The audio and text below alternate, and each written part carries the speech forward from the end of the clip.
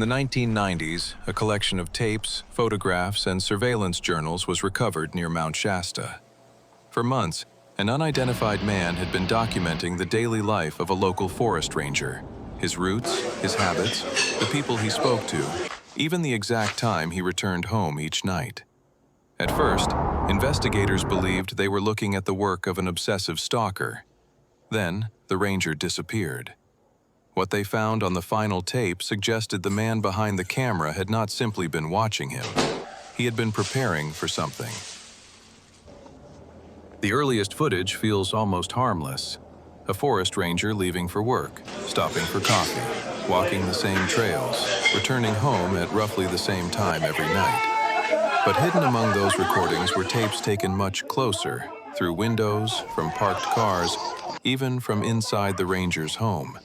Whoever was behind the camera wasn't simply documenting his routine. He was studying him. The way he walked, the way he spoke, his habits, his gestures, the people he trusted, even the small mannerisms no one else would think to notice. For months, the watcher appeared to be learning how to become him. And then, the footage suddenly stops feeling like surveillance and starts looking like preparation. After a while, the watcher begins to get careless. The ranger starts noticing the same silver car in places it shouldn't be. Outside his office, near the trailheads, across from his usual stops. At first, it could be a coincidence, but then he starts seeing it everywhere. Once he realizes he's been noticed, the watcher abruptly abandons whatever plan he had been following.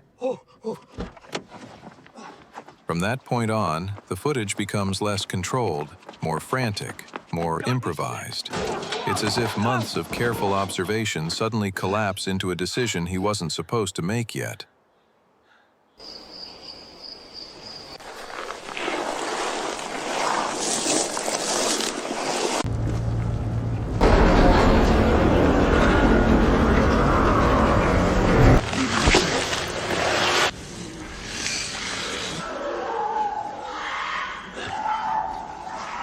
The subject is left alone with no explanation.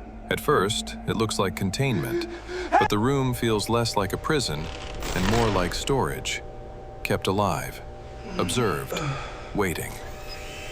As the watcher moves deeper into the facility, the footage catches brief glimpses of something happening behind the reinforced glass.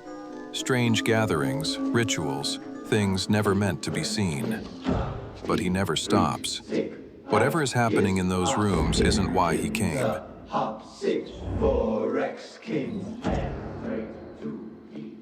Finally, the watcher reaches the room he was looking for.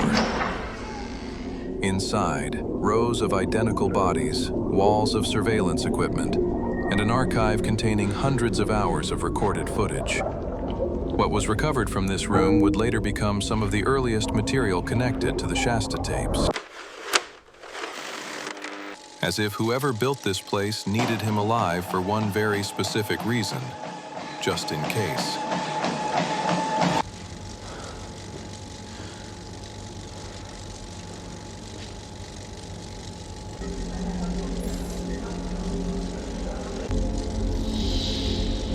We follow the watcher as he reaches his final destination, a room that seems to hold the answer to everything he's been preparing for.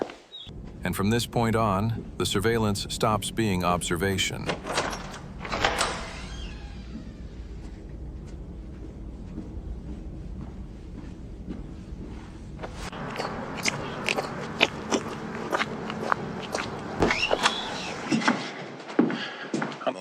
Where the f*** have you been?